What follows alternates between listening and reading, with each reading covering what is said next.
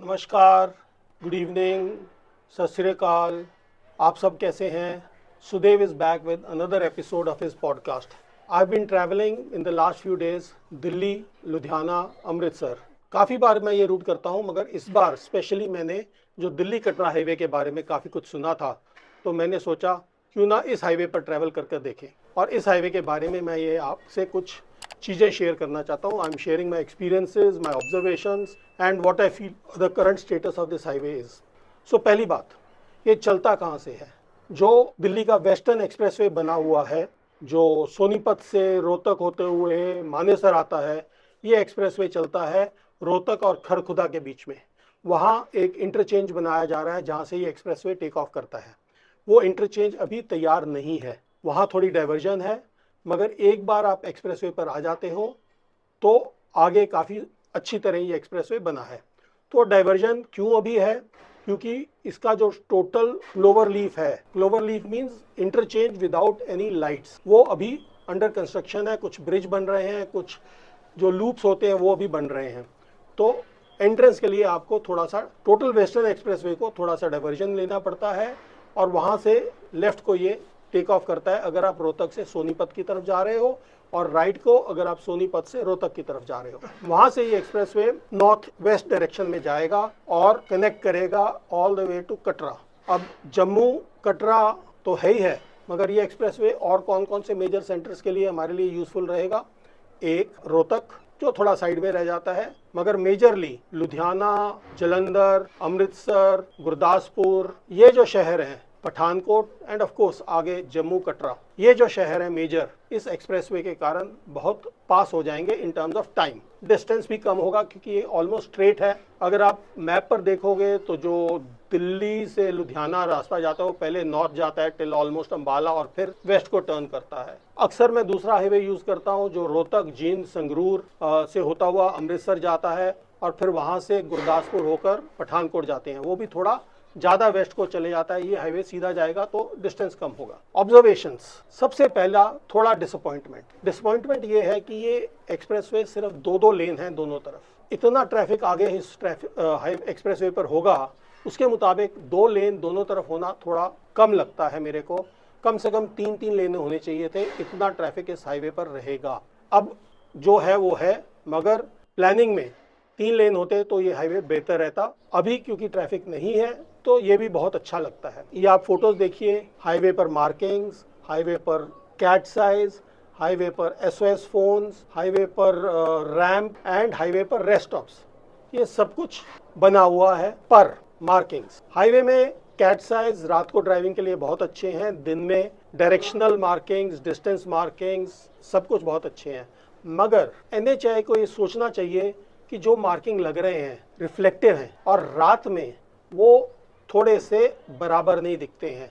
अगर आप ये पिक्चर्स देखिए, रिफ्लेक्टिवनेस इवन नहीं है। या तो रिफ्लेक्टिव फिल्म बहुत पतली यूज़ की जा रही है या क्वालिटी अच्छी नहीं यूज़ की जा रही। अब ये जांच तो जो इंजीनियर हैं, द इंजीनियर्स और the builders will have to look at it, but this observation is also true for the Mumbai expressway. Driving during the day, their markings look very good, directions, ramps, this that, but driving at night the reflectivity is not even and there are dark and bright patches. Now I think it's just a issue of quality and probably the checking was done only during the day. This needs to be improved, especially it's a new expressway and even now these faults are visible. Normally the old expressway जब पुराने हो जाते हैं तो ये जो signage है इनके ऊपर डस्ट और कार्बन जम जाता है तो कुछ समझ आता है कि हाँ इनकी क्लीनिंग नहीं हुई, मगर यहाँ तो एकदम नया एक्सप्रेसवे है, इस पे ये नहीं होना चाहिए। दूसरा, 2 लेन्स हैं, कैट साइड बहुत अच्छे बने हुए हैं। काफ़ी जगह जहाँ ब्रिजेस हैं, स्पेशली कलवर्ट्स जिसको कहते हैं, ब्रिजेस कहते हैं, वहाँ पर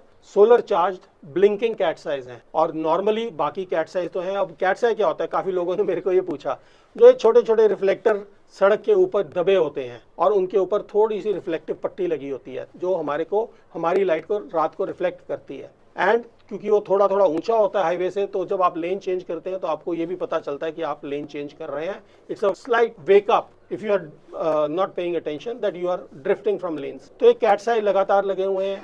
एग्जिट्स ग्रीन रंग के कैट्स आए हैं रात को, दिन में तो एग्जिट वैसे भी पता चल जाती है। Lines are properly made, solid lines, double lines, dashed and solid, centre lines, the right shoulder, hard shoulder बहुत अच्छा बना हुआ है एंड राइट थ्रू आउट। इस ऑब्जर्वेशन के साथ इस एक्सप्रेसवे पर एक चीज मैंने देखी कि बहुत सारी जगह ऑलमोस्ट 2-3 किलोमीटर के अंतर पर SOS फोन्स हैं। मैंने ये ट्राई तो नहीं किए फोन्स, मगर SOS फोन्स के पहले 200 मीटर पहले एक मार्किंग आती है जो आपको दिख रही है, और उसके बाद फोन बॉक्स लगा हुआ है। इसमें आपको कोई हैंडसेट लिफ्ट नहीं करना है, सिर्फ एक बटन दबाना है। जैसे ही आप बटन दबाते हो, जो सेंट्रल मॉनिटरिंग हो रही है जहां भी, वहां उनको पता चल जाता है कि कौन से फोन से, कौन सी लोकेशन से आप कॉल कर रहे हो, ताकि वो आपको इमरजेंसी हेल्प जल्दी पहुंचा पाए। अभी तो नहीं मैंने टेस्ट किया, मगर जब बहुत पहले जयपुर अजमेर एक्सप्रेसवे बना था, I had done that testing and yes, it works. So we don't want to unnecessarily test it, but those phones are there and working, I hope. Definitely they will work, if not now,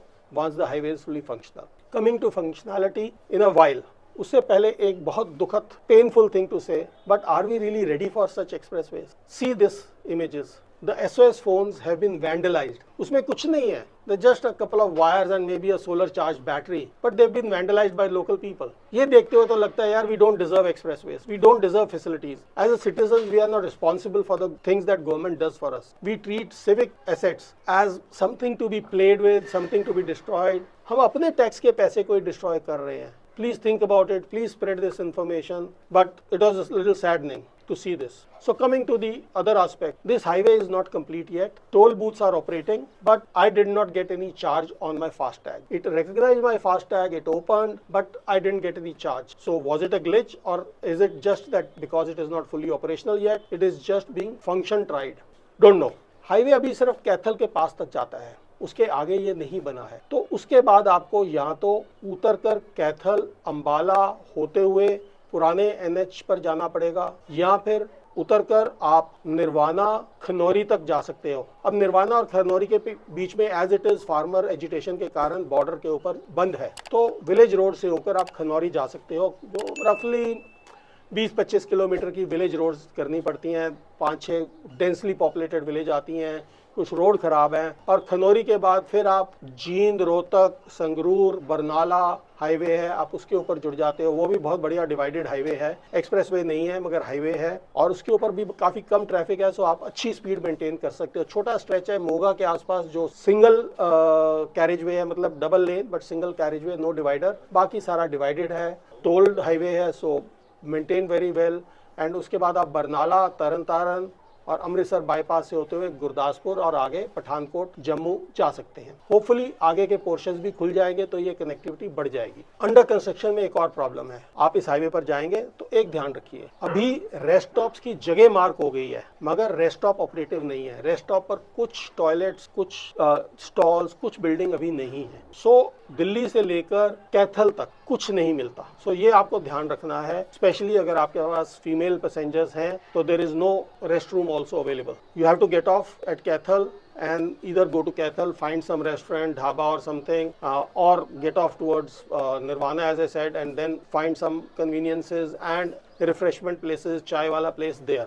On the highway right now there is nothing. एक और चीज बहुत लोगों ने पूछा कि जी ये जो एक्सप्रेसवे है और हाईवे में क्या फर्क है। एक्सप्रेसवे और हाईवे, एक फर्क ये है कि एक्सप्रेसवेज में एक्सप्रेसवे के ऑलमोस्ट 50 मीटर से 100 metre right side, left side पर वॉल या बैरियर लगे हुए हैं। उसके बाद एक्सप्रेसवे को रेज किया जाता है, नॉर्मल ग्राउंड की हाइट से ऊपर है, ऊपर आकर फिर क्रैश गार्ड लगे होते हैं जो बैरियर भी हैं और प्लस व्हीकल्स को एक्सीडेंट से बचाते हैं। क्रैश रेलिंग, क्रैश गार्ड लगे हुए हैं, उनके ऊपर भी रिफ्लेक्टर लगे होते हैं, रात को बहुत अच्छी वो लाइटनिंग देते हैं। तो हाइट होने के कारण आवाजावी लोकल लोगों की, animals, cattle, is chances are lower, not that it is zero because it is India, mind you still have to be aware. One another sad thing, क्योंकि अंडर कंस्ट्रक्शन है, there were instances where I saw people driving on the opposite lane.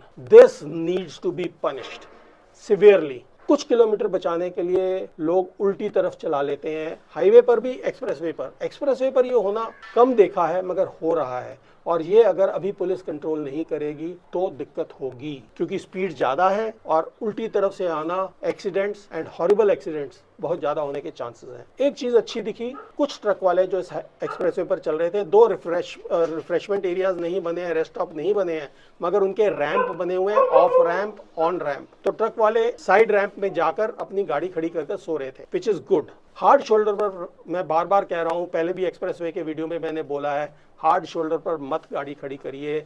Hard shoulder is meant only for emergency. एक और चीज, and this is nothing to do with expressway, but I need to talk to you. जब dawn होती है और dusk होती है, मतलब जब सूर्य उदय हो रहा है और सूर्य अस्त हो रहा है, एक समय आता है जब आपको लगता है कि लाइट बहुत हो गई, आप हेडलाइट बंद कर देते हो। एक तो उस समय विजिबिलिटी बहुत अच्छी नहीं होती है, दूसरी हेडलाइट सिर्फ आपके लिए नहीं होती है, जो दूसरा ट्रैफिक है, स्पेशली जो हाईवे हैं, नॉन गार्डेड हाईवे हैं, उन पर जो दूसरे लोग हैं, पैदल लोग हैं, उनकी विजिबिलिटी इंप्रूव करने के लिए आपको हेडलाइट जलाकर रखनी चाहिए। जब तक पूरी लाइट ना हो जाए, जब तक बहुत अच्छी विजिबिलिटी ना हो जाए, अपनी हेडलाइट ऑफ मत करें। ये आदत है कि जी पता नहीं, जैसे बिजली बंद कर कर हमारे को बिजली का बिल कम आएगा या बिजली की शॉर्टेज है। भाई, आपका जनरेटर चल रहा है कार में, थोड़ी देर आधा घंटा एक्स्ट्रा हेडलाइट जला लेंगे तो जो पेडेस्ट्रियन है उनको आपकी विजिबिलिटी हो जाएगी, उनकी सतर्कता बढ़ जाएगी। सिर्फ आपकी हेडलाइट आपके आउटलुक के लिए नहीं होती। डॉन एंड डस्क, सुबह सुबह लाइट लेट ऑफ करें और शाम को लाइट जल्दी जला लें। हेडलाइट, नॉट छोटी लाइट, क्योंकि वो दूर से दिखती है। Last again I am touching a little bit, यहाँ वीडियो में भी आपको दिखेगा, जहां तक हो सके डिप बीम में चलाएं, क्योंकि इतने रिफ्लेक्टर लगे हुए हैं, तो जहां भी डिप बीम है वो दूर तक रिफ्लेक्टर आपको पता चल जाता है। अगर और कोई क्रॉस कर रहा है या कहीं रिफ्लेक्टर ब्लॉक हो रहे हैं, उसका लॉजिकल आंसर ये है कि कुछ उसको ब्लॉक कर रहा है, तो आप सतर्क हो जाएं, ब्रेक मार लें, आहिस्ता हो जाएं। एक और बहुत अच्छी चीज दिखी, जहां भी टोल है, जहां भी टर्न ऑफ है, हाईवे के ऊपर मास्क लाइट लगी हुई हैं, जो मोस्ट लाइकली सोलर चार्ज है, और उसके कारण वो एरियाज काफी वेल लिट थे,